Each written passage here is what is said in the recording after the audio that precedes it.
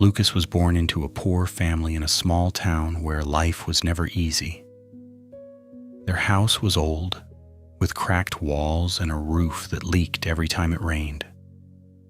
During the winter, the cold crept inside no matter how tightly the windows were closed.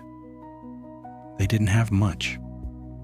Some days they barely had enough food for dinner. But Lucas never felt unloved. His mother, Anna, was a simple woman with gentle eyes and a heart bigger than anything money could ever buy. Every morning before walking him to school, she would kneel in front of him, straighten his little jacket, smile, and say, "Never be ashamed of where you come from, Lucas. Kindness is worth more than riches." Lucas would nod, even though he was too young to understand what those words truly meant. His father was different. For months he searched for work, but every door seemed to close in his face. The bills kept piling up. The cupboard grew emptier every week. The pressure became too much. Instead of facing the struggle with his family, he chose to run from it. One cold morning before the sun had risen, he quietly packed a small bag. He left a short note on the kitchen table. It read, "I'm sorry, I can't live like this anymore." Then he walked away. He never looked back. Lucas was only 6 years old. He waited by the window all evening, believing his father would come home. But he never did. Anna cried that night after Lucas had fallen asleep. Not because she had lost her husband, but because she knew her son had just lost his father. The next morning, she wiped away her tears, smiled, and made Lucas breakfast as if nothing had happened.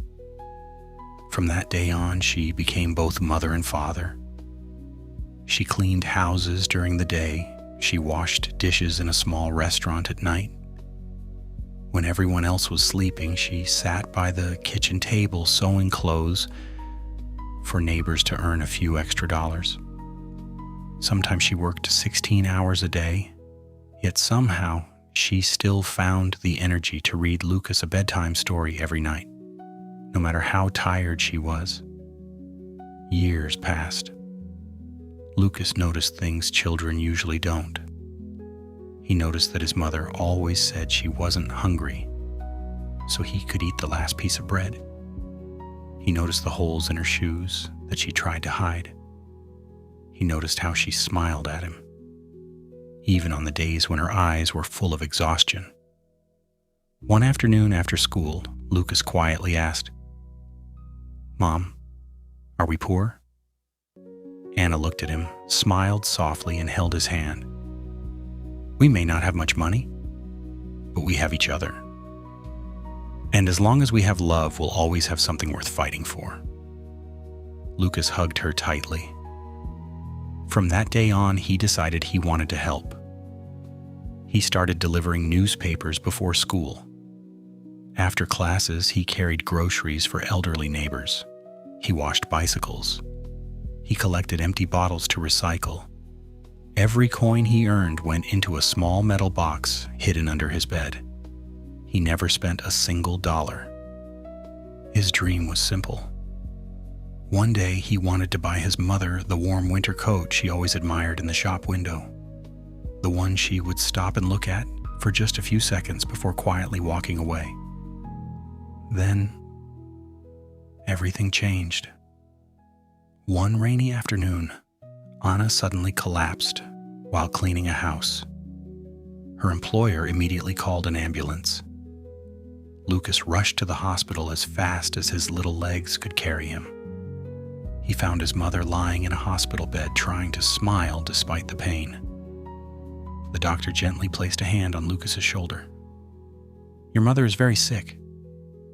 We can help her, but she needs treatment as soon as possible."